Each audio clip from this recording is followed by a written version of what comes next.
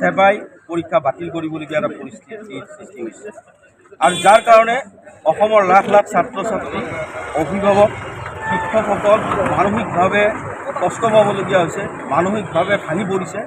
আৰু তাৰ পিছত অসম চৰকাৰৰ প্ৰতি আমাৰ দাবী যে এই প্ৰশ্নকাকত ফাদিল প্ৰক্ৰিয়াত যিসকল ব্যক্তি জড়িত আছে তেওঁলোকক দৃষ্টান্তমূলক শাস্তি বিহিব লাগে। কাৰণ ছাত্ৰ ছাত্ৰীসকলে এটা বছৰ গভীৰভাৱে অধ্যয়ন কৰি পৰীক্ষা দিবলৈ আহে, পৰীক্ষা গৃহত প্ৰৱেশ কৰে, পৰীক্ষা গৃহৰ পবিত্ৰতা অক্ষুণ্ণ ৰাখে।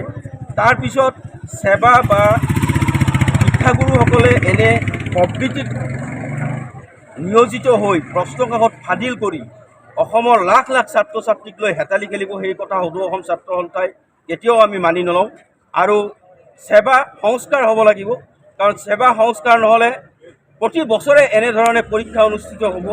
কাৰণ হাইস্কুল শিক্ষান্ত পৰীক্ষাটো অসমৰ জনসাধাৰণে জানে যে এটা গুৰুত্বপূৰ্ণ প্ৰথম পৰীক্ষা, আৰু প্ৰথম ৰাজহুৱা পৰীক্ষাটো এনেধৰণে ফাদিল হৈ থাকিব পেপাৰ, আৰু পেপাৰ ফাদিল হৈ পৰীক্ষা বাতিল হৈ থাকিব, ছাত্ৰ ছাত্ৰীসকলে হাৰাশাস্তি ভুগি থাকিব। এই কথা কেতিয়াও সহ্য কৰিব পৰা নহয়। আৰু সেইকাৰণে সদৌ অসম ছাত্ৰ সন্থাই আমি ধাৰাবাহিকভাৱে আন্দোলন অব্যাহত ৰাখিছোঁ আৰু অনাগত দিনতো এই ধাৰাবাহিক আন্দোলন অব্যাহত থাকিব যেতিয়ালৈকে সেৱা সংস্কাৰ মুক্ত নহ'ব,